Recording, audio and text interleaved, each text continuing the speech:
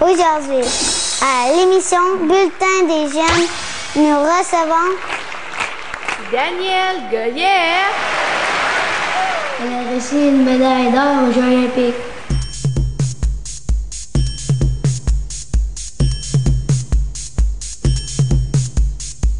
C'est une fille De Saint-Nazaire. de Saint-Nazaire.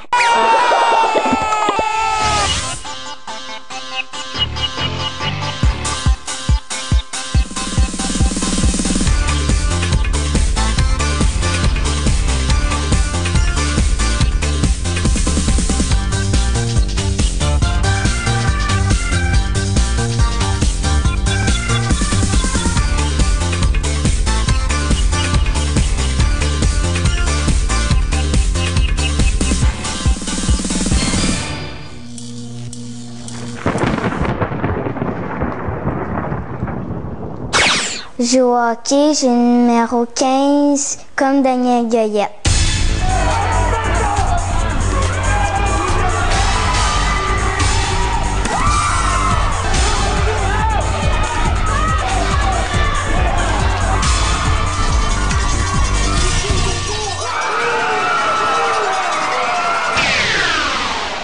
Turin, pour moi, c'était mes 3e Jeux olympiques.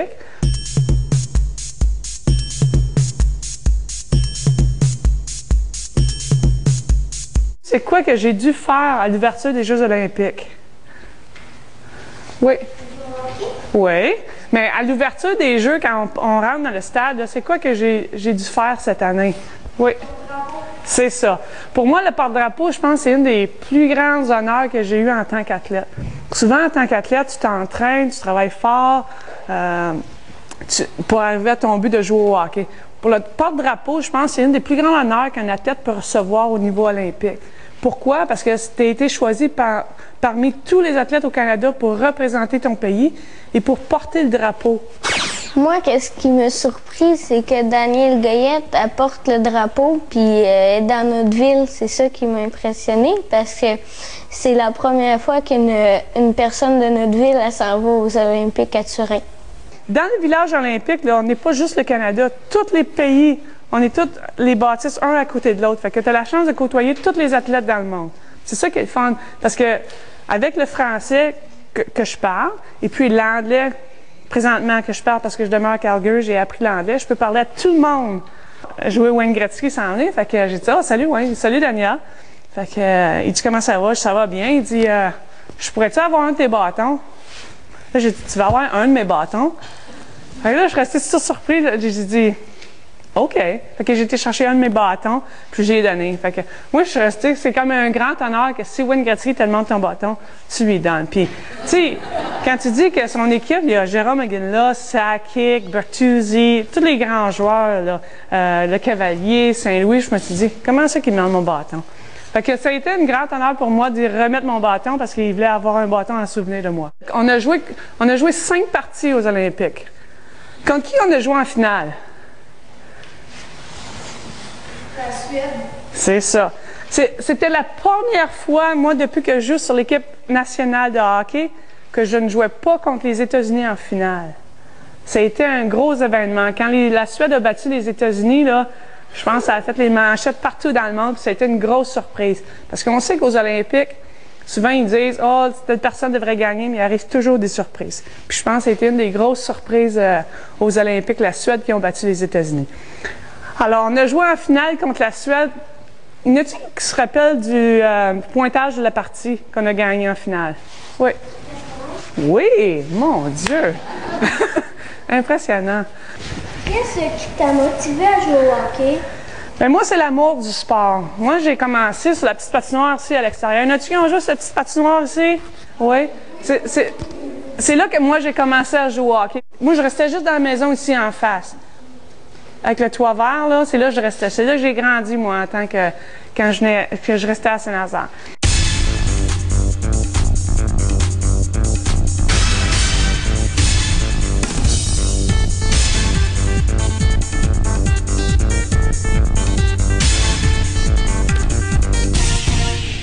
Je pensais qu'elle avait pas retenu le nom de mon grand-père que je jouais au hockey avec. Puis là, j'ai demandé, Puis elle m'a dit, je le reconnais. Là, moi, j'étais épatée. J'ai été surprise, c'est que elle habitait en face de l'école.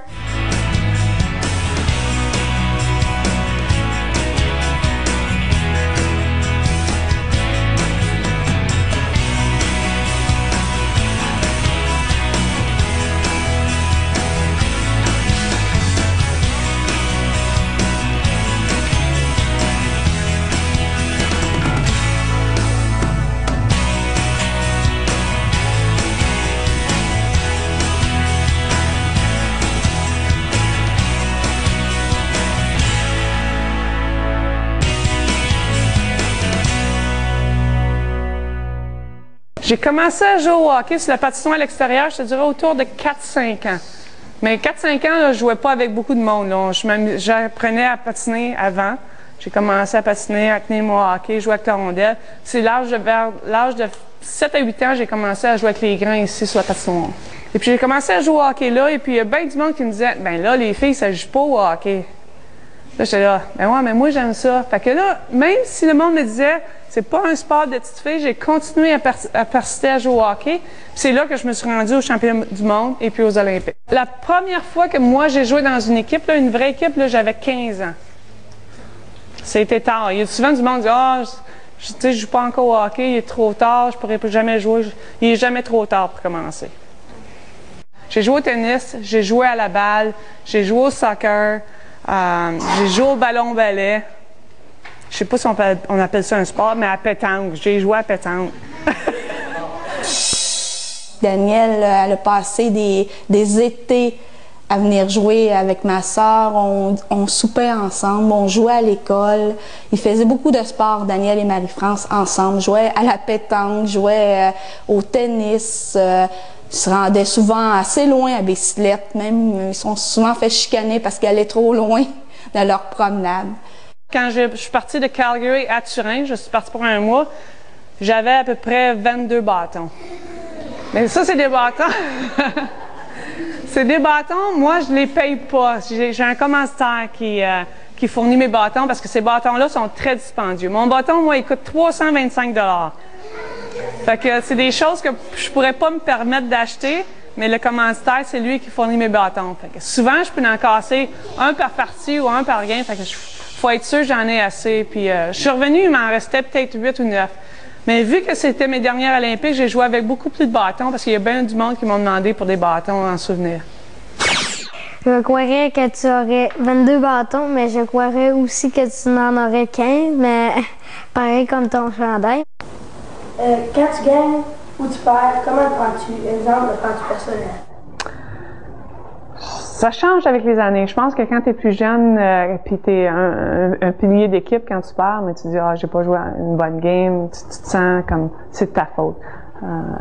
Mais je vais dire, je suis pas une bonne perdante. C'est pour ça que je travaille tellement fort hors de là, j'aime pas ça perdre. Fait que je vais tout faire qu'est-ce qui est à mon possible pour être sûr que ça arrive pas sur la patinoire. Fait que si tu dis que tout le monde travaille à son maximum, les résultats sur la patinoire vont être plus positifs, fait que tu perds moins souvent. Enfin, on jouait à la balle molle dans l'équipe de Saint-Nazaire. Mais à ce moment-là, Danielle était notre mascotte parce qu'elle était à 5 ans plus jeune que nous. Et moi, j'étais une des plus jeunes de l'équipe. Alors, c'est dire comment elle était plus jeune que tout le reste, là. Mais déjà, le feu dans ses yeux était présent pour les victoires et l'esprit d'équipe aussi. C'est toujours été une fille qui a fait beaucoup attention aux autres, les gens qui l'entouraient. Mais moi, j'encourage pas juste à jouer au hockey. Je pense que c'est de participer à n'importe quel sport. Je pense que c'est important que tu participes à un sport que tu aimes puis que tu poursuis dans cette direction-là. C'est sûr que si les filles veulent jouer au hockey, je vais les encourager, mais par contre, pour moi, pourvu que tu fais partie d'un sport puis que tu fais qu'est-ce que tu aimes, c'est ça qui est le plus important.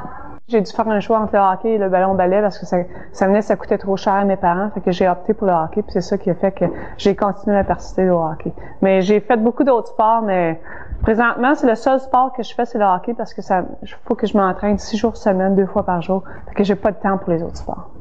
Je m'entraînais le matin, j'allais travailler de 4 à 11 heures, je m'entraînais l'après-midi, je retournais au travail. Fait que je m'entraînais 2 fois par jour plus le travail. Ça a été difficile, là, ça n'a pas été facile. Mais comme je disais tantôt, quand j'ai de quoi dans la tête, j'ai pas lâché, puis je suis contente parce que il y a bien des fois que j'arrivais le soir chez nous, puis je l'ai tout lâché, mais je suis contente d'avoir persisté. Je pense que c'est important que nos étudiants se rendent compte que lorsqu'on a des rêves, il faut les réaliser. Ça demande souvent du courage, de la persévérance, mais il ne faut pas lâcher. Régime alimentaire, nous, on mange beaucoup plus que la normale des gens parce qu'on s'entraîne souvent de 4, 5, 6 heures par jour. Fait que, on dirait qu'une personne normale va manger peut-être 2000 à 2500 calories par jour. Mais ça, même pas. 1500 à 2000 peut-être. Moi, je vais en manger de 3000 à 3500 calories par jour. Mais c'est pas des bonbons puis des chips, ça. C'est sûr que je vais en manger un petit peu parce que je vais le brûler, ça. Parce que je suis active beaucoup. Mais, nos légumes, les fruits, ça, c'est très, très important. Les fruits, surtout, c'est ça qui est très important. Les légumes, la viande, le riz. Savez-vous jouer au hockey comme Daniel, savez-vous sauver des buts comme Daniel à Torino? Elle les compte avec courage, notre championne, elle les compte avec courage, dans le filet à toute vitesse. 1, 2, 3, 4, 5, 6, 7. Et un autre pour notre athlète. 1, 2, 3, 4, 5, 6, 7. Et un autre pour notre vedette. Savez-vous pourquoi elle vit en 4e vitesse? Savez-vous pourquoi elle vit? Pour relever de gros défis. Bravo Daniel!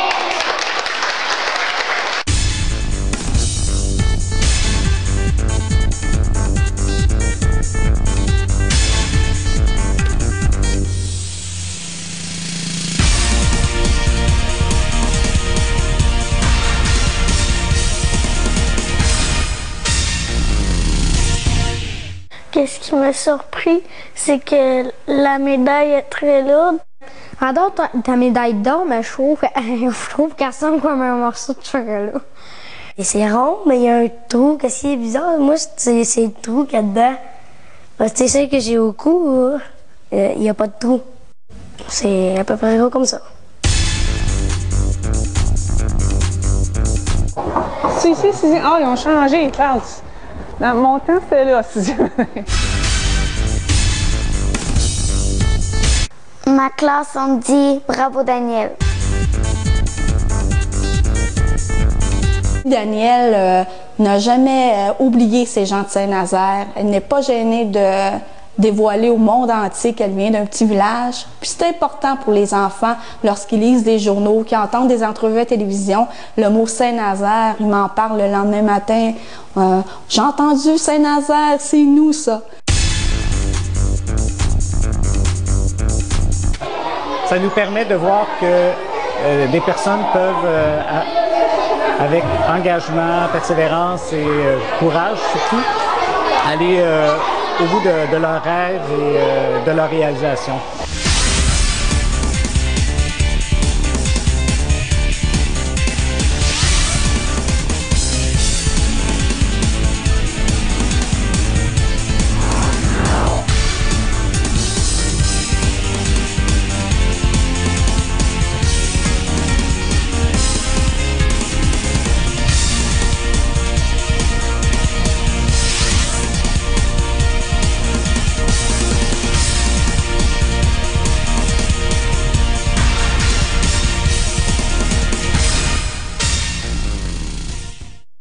Merci Daniel d'être venu à l'école.